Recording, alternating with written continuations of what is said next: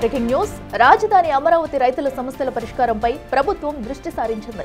తమకు ఇచ్చిన రిటర్నబుల్ ఫ్లాట్లలో వేసిన సరిహద్దు రాళ్లు వివిధ కారణాలతో తొలగిపోయినట్లు మంత్రి నారాయణ దృష్టికి రైతులు తీసుకెళ్లారు. ఈ మేరకు మంత్రి ఆదేశాలతో డిసెంబర్ 15 నుంచి హద్దురాళ్లు లేని ఫ్లాట్లకు పెగ్ మార్క్ వేసి హద్దురాళ్లు వేయాలని సిఆర్టీఏ నిర్ణయించింది.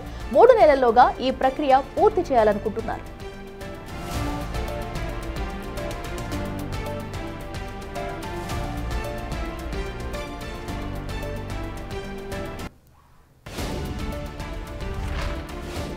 రెడ్డికి మరింత సమాచారం మా ప్రతినిధి శివ అందిస్తారు. శివ, చెప్పండి, ఏదైతే అటు అమరావతి రైతులు హద్దురాళ్లు కూడా చెరిగిపోయినట్టు తెలిసింది, వారికి ఇచ్చిన ఫ్లాట్లలో కూడా అంటే ఎంత మొత్తంలో, ఎంతమంది రైతుల ఈ రాళ్లు చెరిగిపోవడం జరిగింది? సో దీని ఈ ప్రాంతాల్లో కూడా ఎప్పటి నుంచి పనులు ప్రారంభించే అవకాశం ఉంది?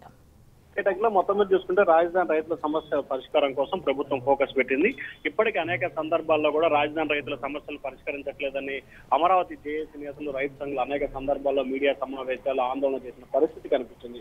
తాజాగా ఈ సమస్యలకు సంబంధించి పరిష్కారం దిశగా ఏపీ ప్రభుత్వం ఫోకస్ పెట్టింది. తమకిచ్చిన రిటర్నబుల్ ప్లాట్లను వేసిన హరిహద్దు రాళ్లు వివిధ కారణాలతో తొలగిపోయాయని చెప్పి అనేక సందర్భాల్లో మంత్రి నారాయణ దృష్టికి తీసుకురావడం జరిగింది.